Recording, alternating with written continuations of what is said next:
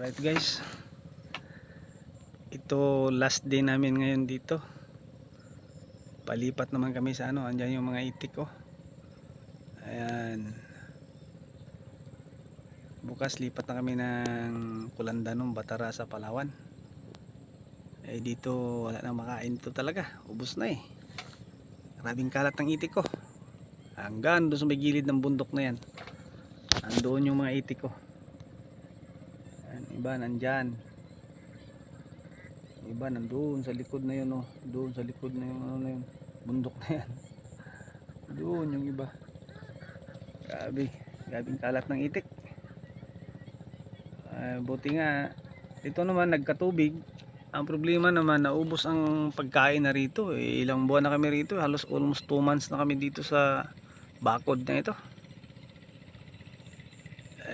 Araw-araw ako nag-aikot na mahanapan na malipatan ng itik. Buti nga kanina nakahanap ako doon sa Kulandanong.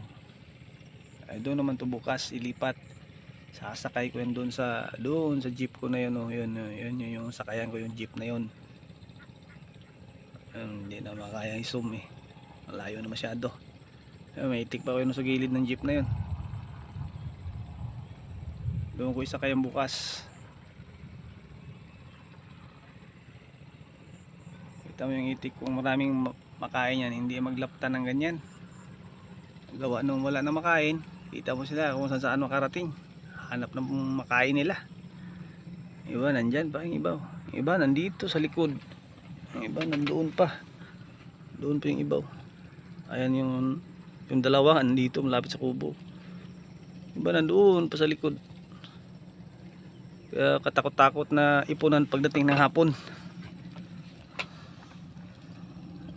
Wala tayong magawa, dinaanan tayo ng ng El Nino Buti nga nag-ulan na dito sa Palawan tubig-tubig na rin, wala na rin makain dito. Bukas yung magandang panahon, makalipat na rin kami bukas.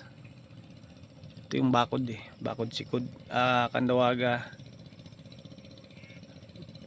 ito dito Candawaga, Rizal, Palawan.